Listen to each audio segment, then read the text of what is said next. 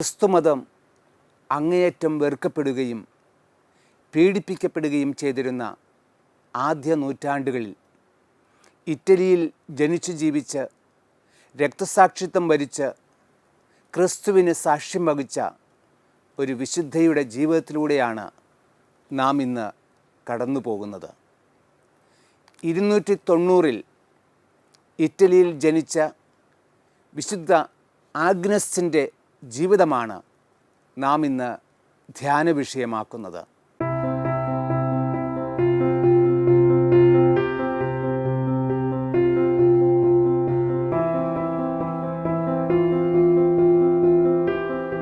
റോമാ സാമ്രാജ്യത്തിൻ്റെ ഭരണസാരഥ്യം വഹിച്ചിരുന്നത് ക്രിസ്തുമത വിദ്വേഷത്തിൽ അഗ്രഗണ്യനും ക്രിസ്ത്യാനികളെ നിർദാക്ഷിണ്യം അരുങ്കൊല ചെയ്യുകയും ചെയ്ത ഡയോക്ലേഷ്യസ് ചക്രവർത്തിയാണ്. ആഗ്നസ് ക്ലൗഡി വംശത്തിൽപ്പെട്ട ഒരു പ്രഭുവിൻ്റെ മകളായിരുന്നു. ക്ലൗഡി പ്രഭുക്കന്മാരുടെ പ്രൗഢഗംഭീരമായ കൊട്ടാരങ്ങൾ സ്ഥിതി ചെയ്തിരുന്നത് റോമാ പട്ടണത്തിൻ്റെ മധ്യഭാഗത്തായിരുന്നു. ആഗ്നസിൻ്റെ മാതാപിതാക്കൾ ആഡംബരങ്ങളും ജീവിത സൗകര്യങ്ങളും നിറഞ്ഞ ഒരു കൊട്ടാരത്തിലാണ് താമസിച്ചിരുന്നത്. എന്നാൽ അവർ ക്രിസ്തുമതം സ്വീകരിച്ചതോടെ കൊട്ടാരത്തിലെ ആഡംബരങ്ങളിൽ അധിക ഭാഗവും അപ്രത്യക്ഷമായി. ഐഹിക ജീവിതത്തിൻ്റെ ക്ഷണഭംഗുരതയെപ്പറ്റി ക്രിസ്തുമതം അവരെ പഠിപ്പിച്ചു. ആഡംബര സൂചകങ്ങളായ അലങ്കാര സാധനങ്ങളുടെ സ്ഥാനത്ത് ക്രൈസ്തവ ചിത്രങ്ങളും പ്രതിമകളും സ്ഥാപിതമായി. ആഗ്നസ് പിഞ്ചുപ്രായത്തിൽ തന്നെ ജ്ഞാനസ്നാനം സ്വീകരിച്ചിരുന്നു. ശിശുവിന് ആഗ്നസ് എന്ന സാരസമ്പുഷ്ടമായ നാമമാണ് നൽകിയത്. ഈ പദത്തിൻ്റെ അർത്ഥം ലത്തീനിൽ ചെമ്മരിയാട്ടിൻകുട്ടി എന്നും ഗ്രീക്കിൽ പരിശുദ്ധ എന്നുമാണ്. ഈ രണ്ട് അർത്ഥത്തെയും സാക്ഷാത്കരിച്ചുകൊണ്ട് അവൾ വിജയമകുടം കൈവരിച്ചു. ആഗ്നസിന് അഭികാമ്യമായ ക്രൈസ്തവ മതവിദ്യാഭ്യാസം ലഭിച്ചിരുന്നു. നിഷ്കളങ്കമായ ബാല്യവും ഉല്ലാസപൂരിതമായ കൗമാരവും കടന്ന് ആഗ്നസ് യൗവനദശയിലേക്ക് കാലുവെച്ചു. തൻ്റെ ജീവിത മാർഗത്തെ അവൾ നേരത്തെ തന്നെ നിശ്ചയിച്ചു കഴിഞ്ഞിരുന്നു. ജീവിതാദർശത്തിൽ നിന്നും വ്യതിചലിക്കുന്ന സകലതിനെയും ആഗ്നസ് സധൈര്യം തിരസ്കരിക്കുകയും ആകർഷണങ്ങളായ ഭൗതിക ഐശ്വര്യങ്ങളെ നിസ്സങ്കോചം ഉപേക്ഷിക്കുകയും ചെയ്തു. എങ്കിലും അവളുടെ ആകർഷണീയമായ ശാരീരിക സൗന്ദര്യം യുവലോകത്തിൻ്റെ ശ്രദ്ധയാകർഷിച്ചു. അതിസുന്ദരിയായിരുന്ന ആഗ്നസിനെ വിവാഹം ചെയ്ത് തൻ്റെ ഭാര്യയാക്കുവാൻ റോമിലെ പ്രീഫെക്റ്റായിരുന്ന സിംബ്രോണിയസിൻ്റെ പുത്രൻ പ്രോക്കസ് അതിയായി ആഗ്രഹിച്ചു. സുമുഖനും സുന്ദരനുമായ ഒരു യുവാവായിരുന്നു അദ്ദേഹം. വളരെ വിസ്തൃതങ്ങളായ കൃഷിസ്ഥലങ്ങൾ, മോഹനങ്ങളായ മണിമേടകൾ, സമൃദ്ധമായ സമ്പത്ത്, വമ്പിച്ച ഭൃത്യഗണം, ഇവയ്ക്കെല്ലാം അവകാശിയുമായിരുന്നു അയാൾ. ആഗ്നസിൻ്റെ മാതാപിതാക്കന്മാരെ സമീപിച്ച് പ്രോക്കസ് തൻ്റെ ആഗ്രഹം അറിയിച്ചു. ഈ വിവാഹത്തിലൂടെ അവർക്കുണ്ടാകാൻ പോകുന്ന സൗഭാഗ്യങ്ങളെക്കുറിച്ച് അദ്ദേഹം തന്മയത്വത്തോടെ അവരെ ബോധ്യപ്പെടുത്തി. എങ്കിലും ആ മാതാപിതാക്കന്മാരിൽ നിന്ന് അനുകൂലമായ ഒരു പ്രതികരണവും ലഭിച്ചില്ല. അതുകൊണ്ട് ആഗ്നസിനെ നേരിൽ കണ്ട് തൻ്റെ അഭിലാഷം അറിയിക്കുവാൻ അയാൾ തീരുമാനിച്ചു. അടുത്ത ദിവസങ്ങളിൽ തന്നെ പ്രോക്കസ് ക്ലൗഡി കൊട്ടാരത്തിലെത്തി തൻ്റെ ആഗ്രഹം ആഗ്നസിനെ അറിയിച്ചു. യാതൊരു ഭാവഭേദങ്ങളും ഇല്ലാതെ ഇവയെല്ലാം അവൾ ശ്രദ്ധിച്ച് കേട്ടു. പക്ഷേ ഒരു വാക്കുപോലും അവൾ ശബ്ദിച്ചില്ല. ആഗ്നസിന് നൽകുവാൻ അയാൾ വിലയേറിയ ആഭരണങ്ങൾ കൊണ്ടുവന്നിരുന്നു. അവ ഓരോന്നും അയാൾ പുറത്തെടുത്തു. അപ്പോഴും ആഗ്നസ് അചഞ്ചലയായിരുന്നു. ഈ സംസാരം ഉടനെ അവസാനിപ്പിക്കേണ്ടതാണെന്ന് അവൾ നിശ്ചയിച്ചു. പ്രശാന്തത കൈവിടാതെ ഗംഭീര സ്വരത്തിൽ ആഗ്നസ് ഇങ്ങനെ പറഞ്ഞു, മതി നിന്റെ പ്രലോഭനം, എന്നെ വേഗം വിട്ടകന്നുകൊള്ളുക, എനിക്ക് വേറെ ഒരു കാമുകനുണ്ട്. പ്രോക്കസ് ഇത് കേട്ട് അമ്പരന്നുപോയി. അവൻ ചിന്തിച്ചു, ആരാണ് ഈ ആഭിജാത്യൻ? ആരാണ് ഈ മാന്യൻ? അവൻ അവളോട് ചോദിച്ചു, ആരാണ് നിന്റെ മനസ്സിനെ കീഴടക്കിയ ആ മാന്യൻ? അവൾ പറഞ്ഞു, പറയാം, പരിശുദ്ധിയായ കന്യകാമാതാവിൻ്റെ ഏകപുത്രൻ, തേജോന്മരായ സ്വർഗീയ ദൂതന്മാരാൽ പരിസേവിതനായ ആ രാജകുമാരൻ, പരിശുദ്ധമായ സ്നേഹാമൃതത്താൽ തൻ്റെ വധുവിനെ അതുല്യ സമ്പന്നയാക്കുന്ന ദിവ്യനാഥൻ യേശുക്രിസ്തു. അവിടുന്നാണ് എൻ്റെ ആത്മപ്രിയൻ. തൻ്റെ സ്നേഹം ആഗ്നസ് നിരസിച്ചത് മൂലമുള്ള ദുഃഖത്താൽ പ്രോക്കസ് അധികനാൾ കഴിയുന്നതിന് മുമ്പ് തന്നെ കഠിന രോഗബാധിതനായി. വിവരമറിഞ്ഞ പിതാവ് സിംബ്രോണിയസ് പുത്രവാത്സല്യത്താൽ പ്രേരിതനായി ആഗ്നസിനെ കണ്ട് ഈ വിവാഹത്തിന് സമ്മതിപ്പിക്കുവാൻ സ്നേഹപൂർവം പല ശ്രമങ്ങളും നടത്തി. പക്ഷേ ആഗ്നസ് അചഞ്ചലയായിരുന്നു. അങ്ങനെ ആ പിതാവിൻ്റെ ശ്രമങ്ങളും വിഫലമായി. ഇനി തൻ്റെ അധികാരം ഉപയോഗിച്ച് അവളെ തൻ്റെ വരുതിക്ക് കൊണ്ടുവരിക എന്ന് സിംബ്രോണിയസ് തീരുമാനിച്ചു. അപ്പോഴാണ് അദ്ദേഹം ഒരു വിവരം കൂടി അറിയുക. ആഗ്നസ് ഒരു ക്രിസ്ത്യാനിയാണ്. ക്രിസ്ത്യാനികൾ നിഗൂഢമായി നടത്തിവരുന്ന മാന്ത്രിക വിദ്യകളുടെ മായാശക്തിയാൽ ഉന്മത്തിയായിരിക്കുന്നതിനാലാണ് ആഗ്നസ് തൻ്റെ മകനുമായുള്ള വിവാഹത്തെ നിരസിച്ചതെന്ന് അദ്ദേഹം ചിന്തിച്ചു. ആഗ്നസിനെ ഉടൻ തന്നെ അറസ്റ്റ് ചെയ്ത് ന്യായാധിപ സന്നിധിയിൽ ഹാജരാക്കുവാൻ ഉത്തരവിട്ടു. ശിവാജിമാർ അവളെ അറസ്റ്റ് ചെയ്തു. തങ്ങളുടെ പുത്രി തികച്ചും നിരപരാധിയാണെന്ന് മാതാപിതാക്കൾ അവരോട് കേണപേക്ഷിച്ചെങ്കിലും അവരൊന്നും കേൾക്കുവാൻ തയ്യാറായില്ല. മാതാപിതാക്കളുടെ ഉത്കണ്ഠയും ശത്രുക്കളുടെ ക്രൂരമായ പെരുമാറ്റവും കണ്ടിട്ട് ആഗ്നസിന് മാത്രം യാതൊരു ചഞ്ചലതയും ഉണ്ടായില്ല. അവളുടെ മുഖം പ്രസന്നവും പ്രശാന്തവുമായി പ്രത്യക്ഷപ്പെട്ടു. ഭയത്തിൻ്റെയോ ആകുലതയുടെയോ യാതൊരു ഭാവവും അവളുടെ മുഖത്ത് കാണുവാൻ ഇല്ലായിരുന്നു. ഒരു ആന്തരിക തേജസ് അവളുടെ മുഖത്ത് പ്രകാശിച്ചിരുന്നു. തൻ്റെ സ്നേഹനാഥനു വേണ്ടി ജീവൻ പോലും ബലി കഴിക്കുന്നതിന് അവൾ ഒരുക്കമായിരുന്നു. അതിനാൽ ആഗ്നസിനെ കാരാഗൃഹത്തിലടയ്ക്കുവാൻ വിധി കൽപ്പിച്ചു. കേസ് വിസ്താരം തുടർന്നു പോന്നു. അവൾ പ്രഖ്യാപിച്ചു, ഞാൻ ഒരു ക്രിസ്ത്യാനിയാണ്. ക്രിസ്തുനാഥനിൽ മാത്രമാണ് എൻ്റെ വിശ്വാസം. ഉടൻ തന്നെ ആഗ്നസിനു മേലുള്ള വിധി പുറപ്പെടുവിച്ചു. വിധി ഇപ്രകാരമായിരുന്നു: നിനക്ക് യഥേഷ്ടം ഒന്ന് തിരഞ്ഞെടുക്കാം. ഒന്നുകിൽ നീ വെസ്താദേവിക്ക് അവളുടെ ദാസീഗണത്തോട് ചേർന്ന് ബലി സമർപ്പിക്കണം, അല്ലെങ്കിൽ ബലപ്രയോഗത്താൽ വ്യഭിചാര സംഗീതത്തിലേക്ക് നീ ആനീതയാകും. ദൈവത്തിൽ തൻ്റെ പ്രത്യാശ മുഴുവനും സമർപ്പിച്ചിരിക്കുന്ന ആഗ്നസിന് ആരെ ഭയപ്പെടുവാനാണ്? ദൈവത്തിൻ്റെ വിസ്മരണീയമായ പരിപാലനയെപ്പറ്റിയും അതിൽ അഭയം പ്രാപിച്ച രക്തസാക്ഷികൾ പീഡനങ്ങളും മർദ്ദനങ്ങളും ഏറ്റതിനെപ്പറ്റിയും അവൾ പഠിച്ചിട്ടുണ്ടായിരുന്നു.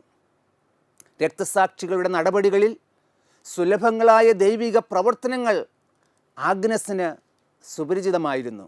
സിംബ്രോണിയസ് വിധിവാചകം പരിപൂർണമായി ഉച്ചരിച്ച് കഴിയുന്നതിന് മുമ്പേ കാമഭ്രാന്തരായ ഏതാനും പേർ ആ ക്രൈസ്തവ വനിതയെ സമീപിച്ചു കഴിഞ്ഞു.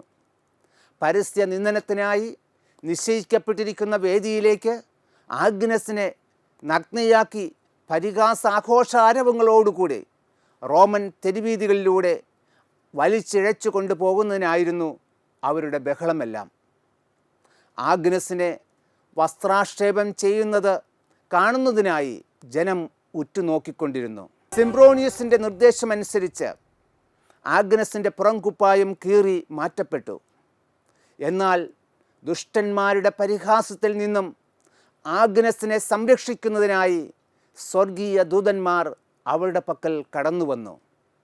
വസ്ത്രങ്ങൾ ഓരോന്നായി മാറ്റപ്പെട്ടപ്പോൾ അവളുടെ തലമുടി ഇഴകൾ കീഴ്പോട്ട് വളർന്നു വന്നു.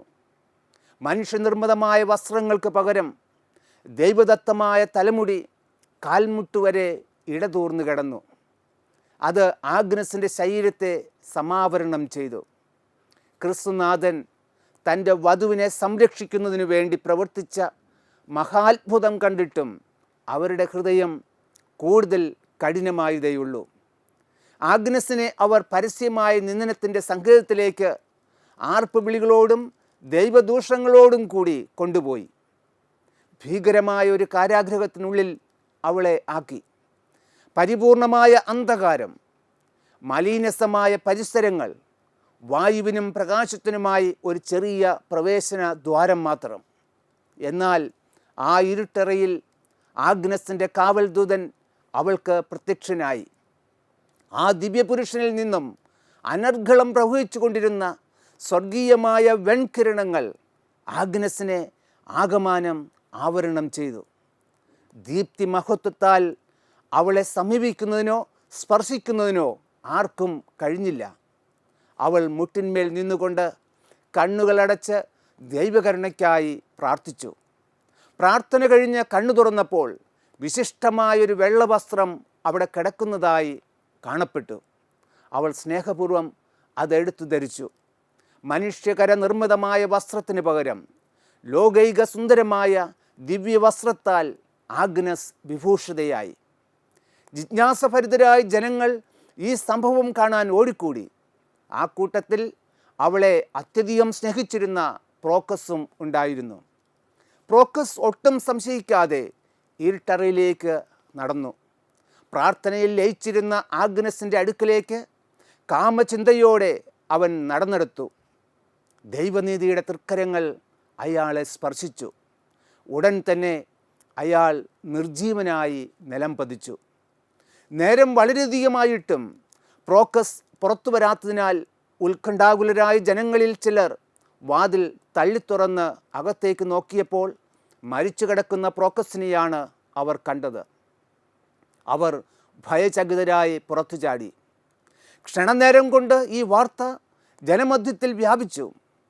പൈശാചിക സേവയാൽ ഒരു ക്രിസ്ത്യൻ വനിത പ്രോക്കസിനെ കൊന്നിരിക്കുന്നു.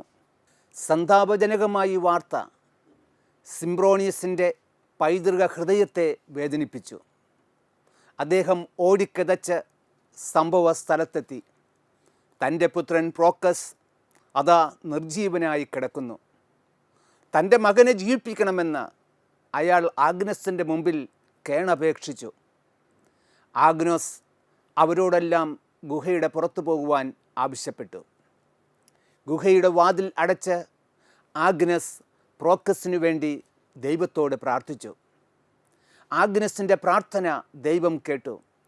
പ്രോക്കസ് നിദ്രയിൽ നിന്നെന്ന പോലെ പിടഞ്ഞെഴുന്നേറ്റു.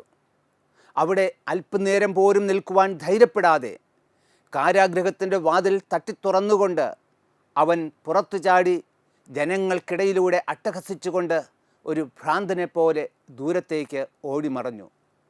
അവൻ ഉച്ചത്തിൽ വിളിച്ചു പറയുന്നുണ്ടായിരുന്നു, ദൈവം ഏകൻ മാത്രം, അത് ക്രിസ്ത്യാനികൾ ആരാധിക്കുന്ന ദൈവമാണ്. ക്രിസ്ത്യാനികൾക്കെതിരെയുള്ള ദുഷ്പ്രചരണങ്ങൾ റോമിൽ കൂടിക്കൂടി വന്നു. ഈ മന്ത്രവാദിയെ കൊല്ലണമെന്ന് ജനം ആക്രോശിച്ചു. എന്നാൽ സിംബ്രോണിയസിന് അതിന് മനസ്സില്ലായിരുന്നു. അതിനാൽ റോമ നഗരത്തിൻ്റെ പ്രീഫെക്റ്റായിരുന്ന അസ്പാസിയസിനെ ആ ചുമതല ഏൽപ്പിച്ചു. അയാൾ ആഗ്നസിനെ ജീവനോടെ അഗ്നികുണ്ഡത്തിൽ നിർത്തി ദഹിപ്പിക്കുവാൻ വിധി കൽപ്പിച്ചു. രാജവീതിയുടെ സമീപത്ത് ചതുരാകൃതിയിലുള്ള ഒരു സമതലത്തിൽ ദഹനത്തിനു വേണ്ട അഗ്നികുണ്ഡം ഒരുക്കി. വേഗം തീ പിടർന്ന് പിടിക്കുന്നതിന് വേണ്ടി ഉണങ്ങിയ വിറക് കഷ്ണങ്ങൾ അവർ നിരത്തിവെച്ചു. അതിന് മുകളിലേക്ക് ആഗ്നസ് ആരോഹിതയായി. തുടർന്ന് ആ വിറകുകൾക്ക് അഗ്നി പകർന്നു. അഗ്നിജ്വാലകൾ ഉയർന്നു. ആഗ്നസിൻ്റെ ശരീരം ദഹിച്ച് വെണ്ണീറാകുന്ന ആ നിമിഷത്തിന് അവർ കാത്തിരുന്നു. എന്നാൽ ആ അഗ്നിജ്വാലകൾ ആഗ്നസിൻ്റെ ശരീരത്തെ സ്പർശിക്കുക പോലും ചെയ്തില്ല. അവൾ അഗ്നികുണ്ഡത്തിൽ നിരാമയായി നിലകൊണ്ടു. അഗ്നികുണ്ഡത്തിന് അവളുടെ ജീവനെടുക്കുവാൻ ശക്തിയില്ലായിരുന്നു. ദേഷ്യം പൂണ്ട അസ്പാസിയസ് ആഗ്നസിനെ വാളിനിരയാക്കുവാൻ ആജ്ഞ നൽകി. സ്വർഗീയ മണവാളിനോടുകൂടി നിത്യതയിലേക്ക് പ്രവേശിക്കുവാനുള്ള തൻ്റെ സമയം സമീപിച്ചിരിക്കുന്നുവെന്ന് ആഗ്നസ് ഗ്രഹിച്ചു. സ്നേഹനാഥനെ സമാശ്ലേഷിക്കുന്നതിനായി അവളുടെ മൃദുല കരങ്ങൾ മെല്ലെ ഉയർന്നു. വിശുദ്ധയുടെ പാവനാത്മാവ് അവിടുത്തെ തിരുഹൃദയത്തിൽ പ്രവേശിക്കുന്നതിന് അഭിവാഞ്ചിച്ചു. ആഗ്നസ് അവസാനമായി ഇപ്രകാരം ഉരുവിട്ടു: നാഥ, എൻ്റെ ആത്മാവിനെ ഞാൻ അങ്ങേ തൃക്കരങ്ങളിൽ സമർപ്പിക്കുന്നു. ഉടൻ തന്നെ ഘാതകൻ അവളുടെ കഴുത്തിൽ വാളുകൊണ്ട് വെട്ടി. ആഗ്നസിൻ്റെ ശിരസ് ശരീരത്തിൽ നിന്നും വേർപെട്ടു. അവളുടെ പരിപാവനമായ ആത്മാവ് സ്നേഹസ്വരൂപൻ്റെ പാദാന്തികത്തിൽ എത്തിച്ചേർന്നു. ശരീരം വെള്ളത്തുണിയിൽ ചുറ്റി ഭൂഗർഭത്തിലെ ഒരറയിൽ അവളുടെ പ്രിയപ്പെട്ടവർ അടക്കം ചെയ്തു. അവളുടെ കുഴിമാടത്തിൽ 2 വാക്കുമാത്രം അവർ കൊത്തിവെച്ചു: വിശുദ്ധ ആഗ്നസ്.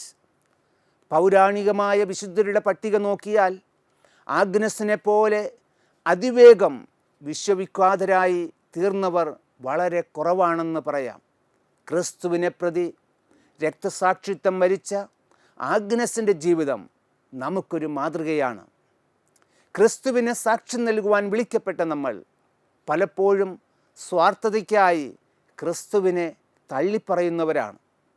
അവിടെയാണ് ഈ ധീരവനിതയുടെ ജീവിതം നമ്മുടെ മുമ്പിൽ ഒരു വെല്ലുവിളിയായി ഉയരുന്നത്.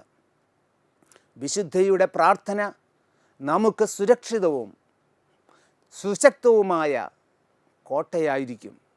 അതെ, സ്വർഗത്തിൽ ഇരുന്നു കൊണ്ട് വിശുദ്ധ ആഗ്നസ് നമുക്ക് വേണ്ടി എപ്പോഴും പ്രാർത്ഥിക്കുന്നുണ്ട്. നമുക്കും വിശുദ്ധയുടെ മധ്യസ്ഥം അപേക്ഷിക്കാം. വിശുദ്ധ ആഗ്നസെ, ഞങ്ങൾക്ക് വേണ്ടി പ്രാർത്ഥിക്കണമേ.